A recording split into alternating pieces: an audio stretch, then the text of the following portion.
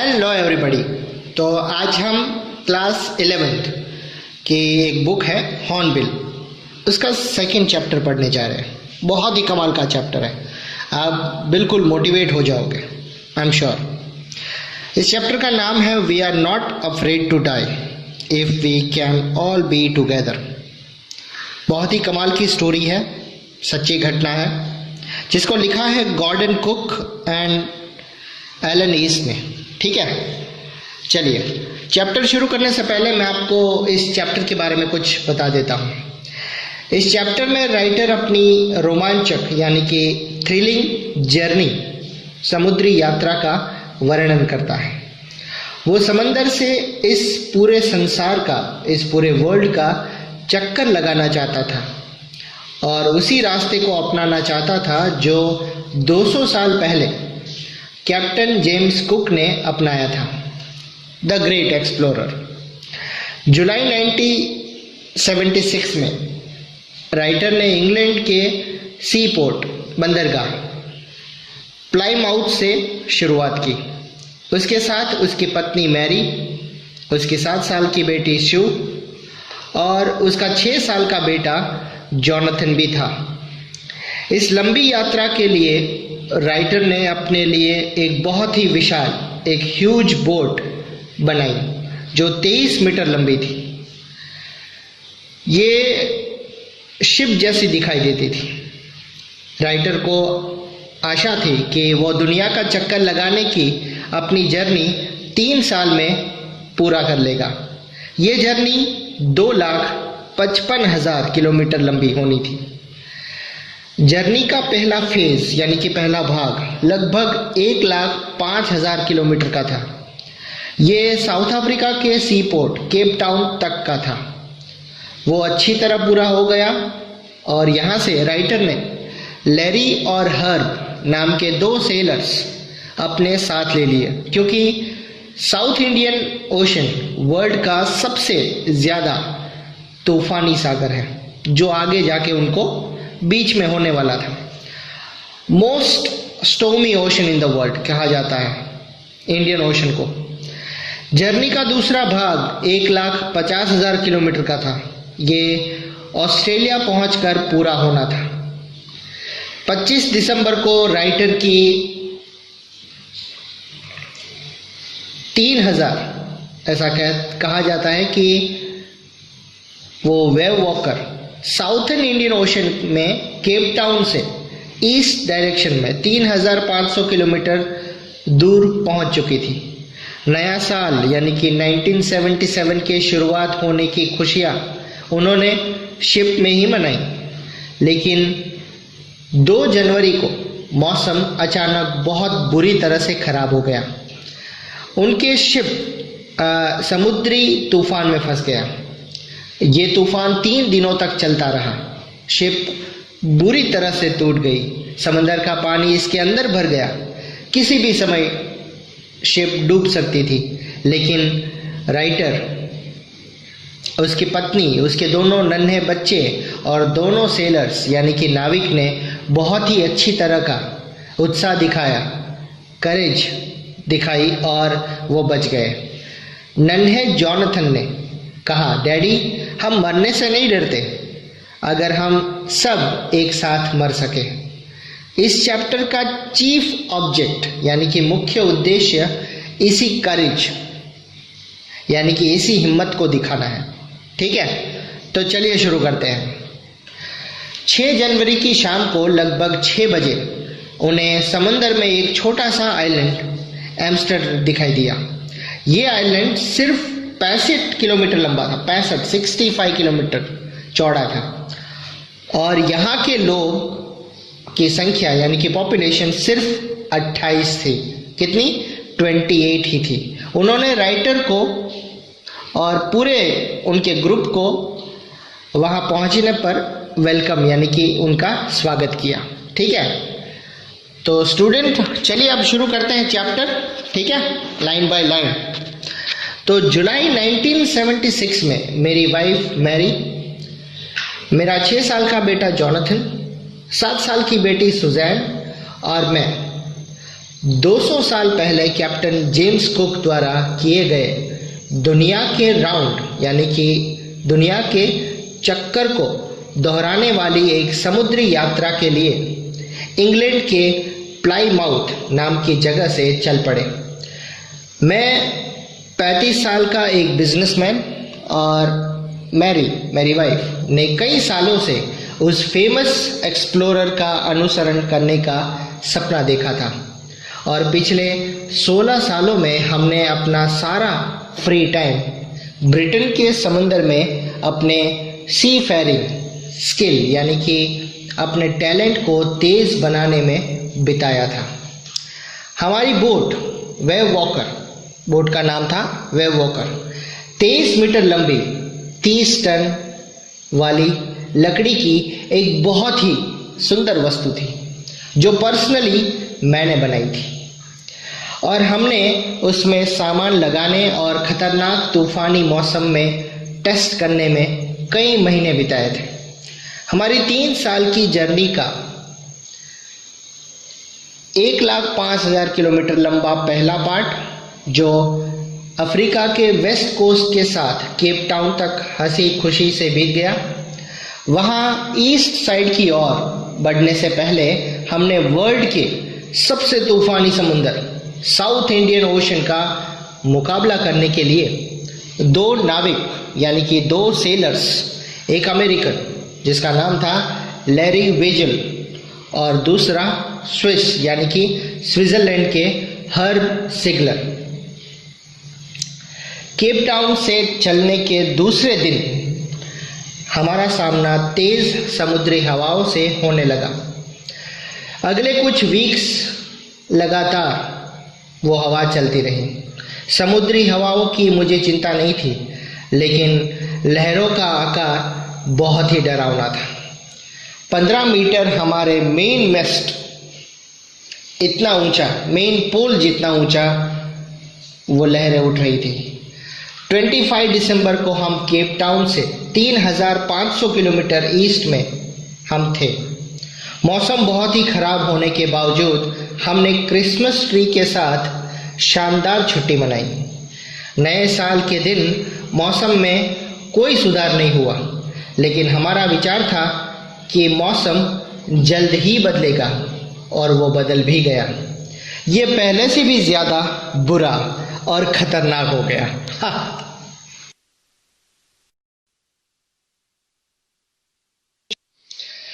तो 2 जनवरी को सुबह होने से पहले लहरें बहुत बड़ी थी। हम सिर्फ एक छोटे तिनके के जैसे जर्नी कर रहे थे और अब भी 8 नॉटिकल माइल की स्पीड से चल रहे थे। जब हर एक लहर के साथ जहाज ऊपर की ओर पहुंच जाता और हम अपनी तरफ आता हुआ सागर देखते और हवा की वो करती आवाज़ और पानी की फुहार कानों को बहुत ही डरा देती थी। नाव की स्पीड धीमी करने के लिए हमने तिकोना बागबान नीचा कर दिया और नाव को बांधने वाली भारी रस्सी का फंदा बनाकर नाव के पिछले भाग से बांध दिया। फिर हमने हर चीज़ को दोबारा से बांध दिया। हमने अपने लाइफ रैफ्ट ड्रिल की जांच की, तारें बांध दी और लाइफ जैकेट और ऑयल स्किन कपड़े पहन लिए और इंतज़ार करने लगे। आने वाला जो खतरा था उसका पहला सिग्नल, उसका पहला संकेत लगभग 6 बजे आया। ओमनियस साइलेंट के साथ एक पूरी तरह से सन्नाटे के साथ हवा चलनी बंद हो गई और आकाश एकदम काला हो गया। फिर बढ़ता हुआ शोर सुनाई पड़ा। एक बहुत बड़ा बादल नाव के पीछे टावर की तरह खड़ा हो गया। मैं ये जानकर डर गया कि ये बादल नहीं था बल्कि लहर थी। इसके जैसी लहर मैंने पहले कभी नहीं देखी थी। वो बिल्कुल वर्टिकल थी और उसकी हाइट दूसरों की कंपैरिजन में ऑलमोस्ट डबल थी और उसकी भयानक चोटी टूटने ही वाली थी। गरज की आवाज़ गड़गड़ाहट में बदल गई और नाव का पिछला भाग लहर की ओर उठ गया और पल भर के लिए मैंने सोचा कि हम लहर के ऊपर से निकल जाएंगे, लेकिन उसी समय एक भयंकर धमाके से नाव का जो डेक था वो हिल गया। हरे सफ़ेद पानी की तेज धार नाव पर कूद पड़ी। मेरा सिर स्टीयरिंग व्हील से जा टकराया और मुझे याद था कि मैं नाव पर से उड़कर लहरों के नीचे डूब रहा था। मैंने अपनी आती हुई मौत को एक्सेप्ट कर लिया था, स्वीकार कर लिया था, और जब मैं अनकॉन्शियसनेस हो रहा था तो मैं पूरी तरह से शांत था। अचानक मेरा सिर पानी से बाहर निकला। कुछ ही मीटर की दूरी पर वेव वॉकर, मेरी बोट, लगभग उलट गई थी। उसके मस्त पानी के तल के साथ लगे हुए थे। फिर एक लहर ने उसे धकेल कर सीधा कर दिया। मेरी लाइफलाइन तार एक झटके के साथ फंस गई। मैंने गाइड रेल को पकड़ लिया और मैं हवा में से तैरकर वेव वॉकर की मेन लंबी कड़ी में गया। उसके बाद लहरों ने मुझे डेक पर एक कपड़े की डॉल की तरह, एक कपड़े की गुड़िया की तरह इधर उधर पटका। मेरी लेफ्ट रिब्स यानी कि बाईं तरफ की जो पसली थी वो चटक गई। मेरा मुंह खून और टूटे हुए दांतों से भर गया। किसी तरह मैंने स्टीयरिंग व्हील ढूंढ लिया, नाव के पिछले भाग को अगली लहर के लिए सीधा किया और स्टीयरिंग व्हील को पकड़े रखा। अब सब और पानी ही पानी था। मुझे लग रहा था कि नाव में नीचे पानी था, लेकिन मैं स्टीयरिंग व्हील छोड़कर देखने के लिए जाने का मेरा साहस नहीं हुआ। अचानक आगे की तरफ डेक के फर्श में बने होल का ढक्कन खुला और मैरी यानी कि मेरी वाइफ नजर आई। हम डूब रहे हैं, वो चिल्लाई। डेक टूट फूट गए हैं, हमारी नाव पानी से भर गई है। स्टीयरिंग व्हील पकड़ो, मैं जोर से बोला और फर्श के होल की ओर मैं भाग पड़ा। लैरी और हर्ब पागलों की तरह पंप से पानी निकाल रहे थे, बाहर पानी निकाल रहे थे। टूटे हुए टिम्बर टेढ़े मेढ़े हुए लटक रहे थे और नाव की राइट यानी कि दाईं साइड अंदर की ओर पिच की हुई थी। कपड़े, क्रॉकरी, चार्ट्स, डिब्बे और खिलौने गहरे पानी में छलक रहे थे। मैं कुछ देर तक कुछ तैर कर, कुछ रेंग कर बच्चों की कैबिन में पहुंचा। तुम ठीक हो? मैंने पूछा। उन्होंने ऊपर की बर्थ से आवाज दिया, हाँ हम ठीक है, लेकिन मेरे सिर में थोड़ा दर्द है। आंखों के ऊपर एक बड़ी सूजन की ओर इशारा करते हुए मेरी बेटी सू ने कहा। मेरे पास सूजन वाले सिर के बारे में चिंता करने का कोई टाइम नहीं था। ढूंढ कर एक हथौड़ा, एक स्क्रू और कैनवास लेकर मैं बड़ी कठिनाई से डेक पर वापस आया। नाव की दाईं साइड टूटकर खुलने के कारण हर लहर के टकराने से पानी अंदर आ रहा था। अगर मैंने कुछ मरम्मत नहीं की होती तो हम ज़रूर ही डूब जाएंगे। किसी तरह मैंने खुले सुराखों पर कैनवास खींच कर बांध दिया और दरवाज़ों के वाटरप्रूफ कवर से उन्हें पक्का कर दिया। फिर भी थोड़ा सा पानी नीचे से बहकर आता रहा, लेकिन ज़्यादातर पानी साइड पर से मुड़कर बह जाने लगा। और प्रॉब्लम तब पैदा हुई जब केबिन के आसपास तैरते हुए मलबे से हैंड पंप जाम हो गया और बिजली का पंप शॉर्ट सर्किट हो गया। पानी का लेवल खतरनाक ढंग से बढ़ने लगा। डेक पर लौटकर मैंने देखा कि हमारे 2 एक्स्ट्रा पंप जिससे पानी निकालते हैं वो झटके से टूटकर नाव से समंदर में बह गए थे और इनके साथ मैं आगे वाला बादबान, तिकोना बादबान, द जिप्स, द डिंगीज और मेन एंकर भी, वो भी सब कुछ समंदर में जाने लगा था। तब मुझे याद आया कि चार्ट रूम में फर्श के नीचे हमारे पास एक और बिजली वाला पंप पड़ा था। मैंने उसे एक बाहरी पंप के साथ जोड़ दिया और भगवान को थैंक यू कहा कि ये अभी तक चल रहा था। खतरनाक ठंड में कंटिन्यूअस पंप चलाने, नाव का स्टीयरिंग चलाने और रेडियो चलाने में रात धीरे धीरे चल रही थी। हम अपने रेडियो सिग्नलों का कोई जवाब हमें नहीं मिल रहा था, जो कि वर्ल्ड के इस दूर वाले कोने में कोई सरप्राइज की बात नहीं थी। यहाँ हमें सुनने वाला कोई नहीं था।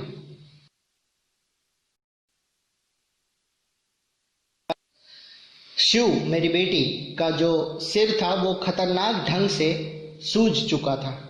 उसकी आंखें भयानक रूप से बड़ी और काली लग रही थी और अब उसने अपनी बाजू पर का गहरा घाव भी दिखाया। जब मैंने उससे पूछा कि उसने अपने चोटों के बारे में पहले क्यों नहीं बताया, तो उसने कहा कि मैं आपको परेशान नहीं करना चाहती थी डैडी, जबकि आप हम सबको बचाने की कोशिश में लगे रहे थे। 3 जनवरी की सुबह तक पंपों की मदद से पानी का लेवल काफ़ी हद तक कंट्रोल में आ गया था और हम बारी बारी 2 घंटे आराम कर सकते थे। ऐसी सिचुएशन आ गई थी, लेकिन वाटर लाइन के नीचे अभी भी कोई बहुत बड़ा होल था और उसे देखने पर मैंने पाया कि नाव के लगभग सभी मेन फ्रेम्स टूटकर नाव के चौड़े तल पर गिर गए थे। हकीकत में नाव का पूरा दाईं ओर वाला भाग सिवाय की अलमारियों के खाने के और किसी चीज़ पर नहीं टिका हुआ था। लहर के टकराने के लगभग 15 घंटे बाद भी हम बचे रहे थे, लेकिन ये संभव नहीं लगता था कि वेव वॉकर यानी कि हमारी शिप ऑस्ट्रेलिया पहुंच जाएगी या पहुंच पाएगी। मैंने अपने चार्ट्स को जांचा और कैलकुलेट किया कि ईस्ट डायरेक्शन में कुछ किलोमीटर की दूरी पर 2 छोटे छोटे आइलैंड्स हैं। उनमें से एक आइल एम्स्टर्डम, फ्रांस का साइंटिफिक बेस था। हमारी एकमात्र आशा विशाल सागर में सुई के होल के जैसे आइलैंड पर पहुंचना था, यानी कि इतने बड़े समुंदर में हमें एक छोटे से एक सुई के जैसे, सुई का होल कितना होता है छोटा, ऐसे आइलैंड को ढूंढना था। लेकिन जब तक हवा और सागर शांत नहीं हो जाते हम अपने बादबान खोल नहीं सकते थे और वहां पहुंचने की संभावना हकीकत में बहुत ही कम थी। विशाल लहर ने हमारा ऑक्सिलरी यानी कि जो हेल्पफुल था, सहायक इंजन था, वो भी खराब कर दिया था।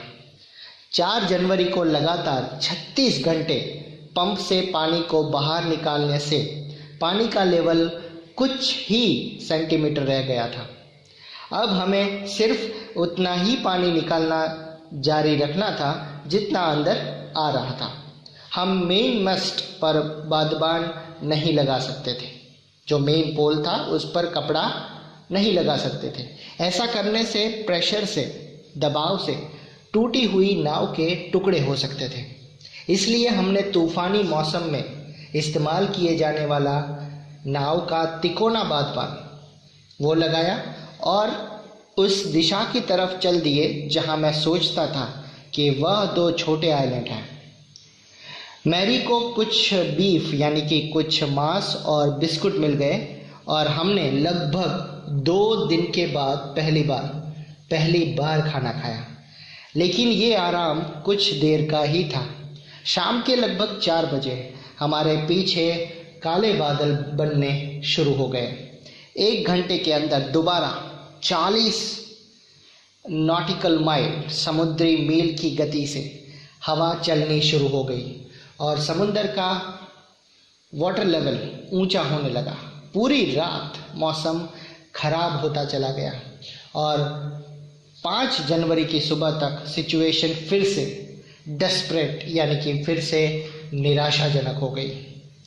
जब मैं बच्चों को कंफर्ट यानी कि सांत्वना देने के लिए अंदर गया तो जॉन ने पूछा, डैडी क्या हम मरने जा रहे हैं? मैंने उसे तसल्ली देने की कोशिश की।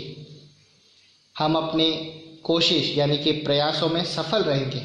लेकिन वो तो बोलता ही गया, लेकिन डैडी हम मरने से नहीं डरते अगर हम सब साथ रह सके, आप, मैं, मम्मी और सू।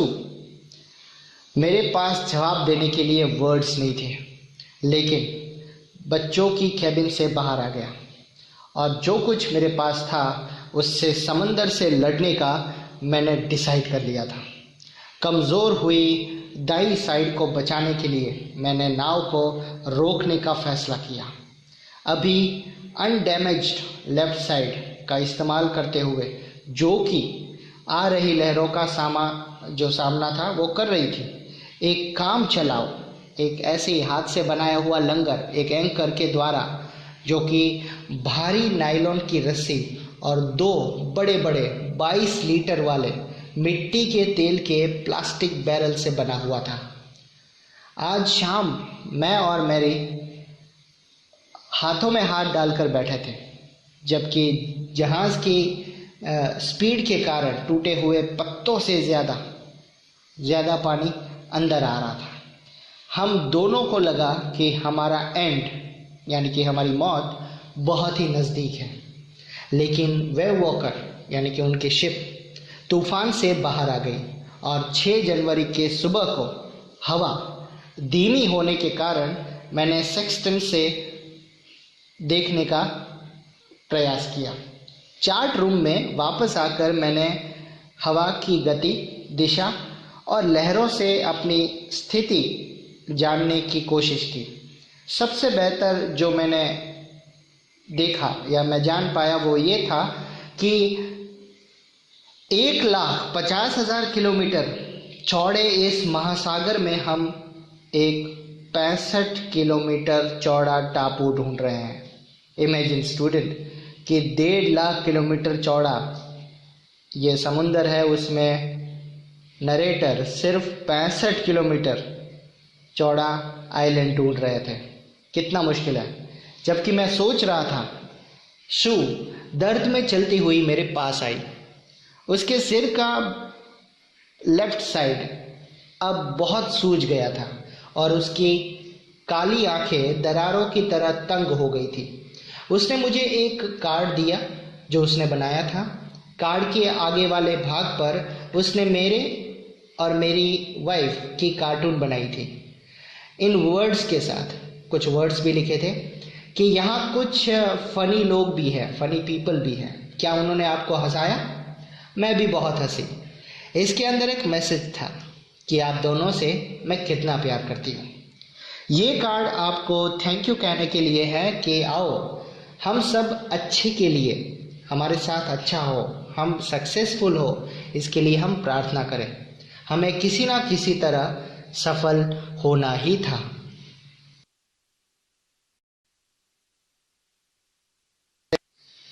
मैंने अपनी कैलकुलेशन की बार बार जांच की।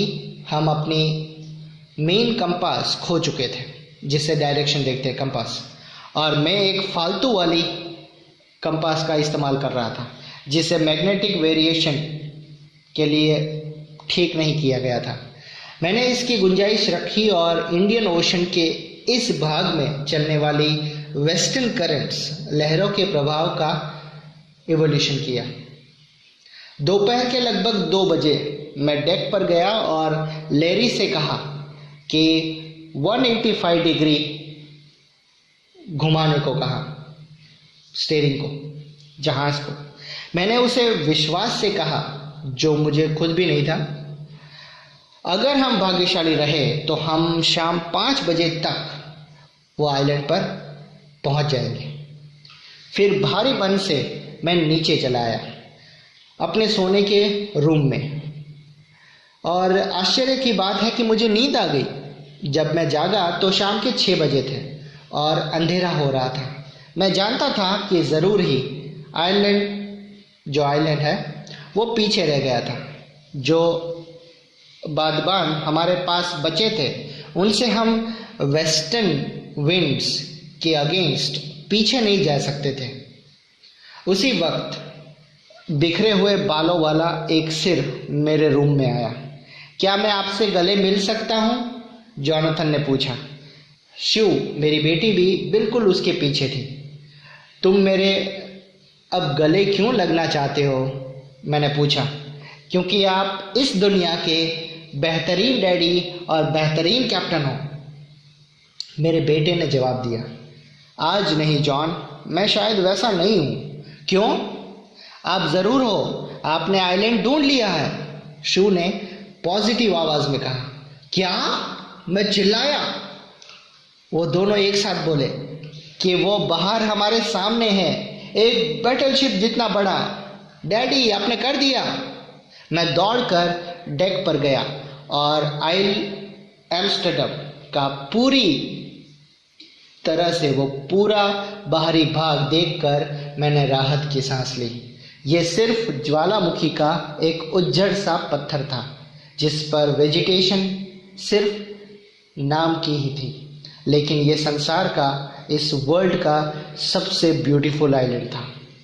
रात भर हमने तट पर लंगर डाले रखा और सुबह आइलैंड के सभी इनहैबिटेंट यानी कि सभी लोकल्स, आपको पता है उसकी पॉपुलेशन सिर्फ 28 लोग, खुशी से चिल्ला उठे और उन्होंने तट पर आने में हमारी मदद भी की।